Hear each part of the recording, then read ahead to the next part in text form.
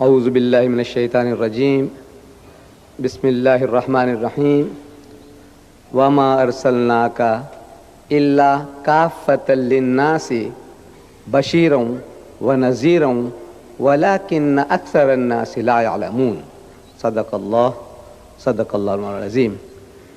My dear brethren, my dear brothers and sisters, this comes like an anti-climax to what we have been hearing, the voice from heaven.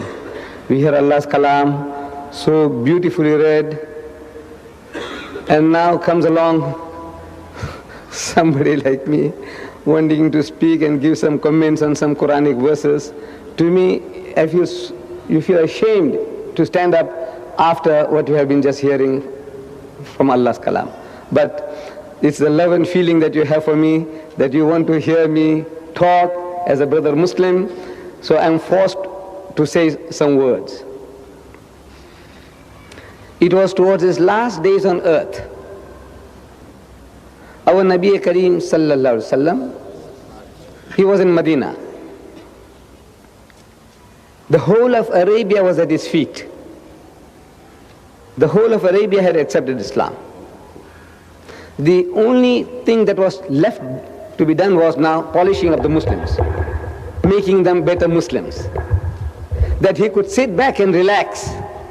The job is done. Not so. This is what he must have felt, well-deserved rest.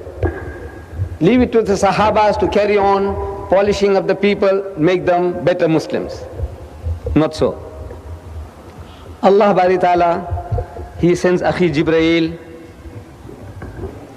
with this ayah I read to you just now,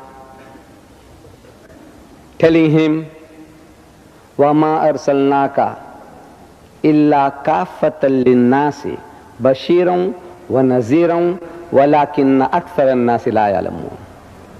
That we have not sent you, O Muhammad, except as a giver of glad tidings, Bashiran wa Naziran, and as a warner. وَلَكِنَّ أَكْثَرَ النَّاسِ لَا يَعْلَمُونَ. But the bulk of mankind, they still do not know. There's no time for rest. As the Urdu poet says, वक्त फुर्सत है कहाँ, काम अभी बाकी है, नूर तौहीद का इत्माम अभी बाकी है. There's no time for rest and relaxation. There's work to be done. So what does he do? He calls the scribes, people who could read and write, because our Nabi Kareem sallallahu alaihi wasallam was an ummi, an unlettered prophet. So he calls the scribes and he dictates to them 5 letters.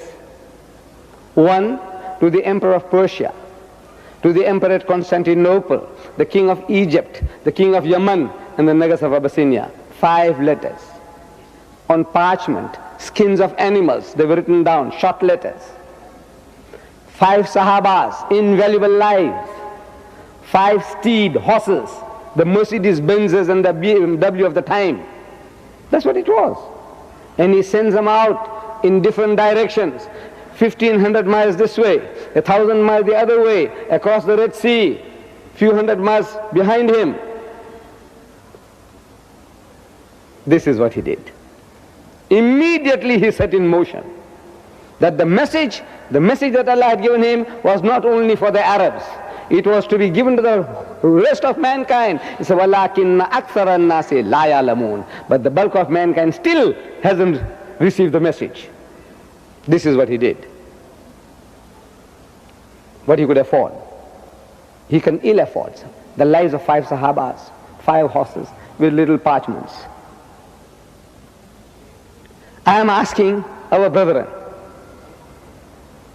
that if he had our petrodollars and if he had the printing presses that we have at our disposal, pressing of the button and thousands and tens of thousands of Qurans can be churned out, would he not have flooded the world with the Quran? I ask you.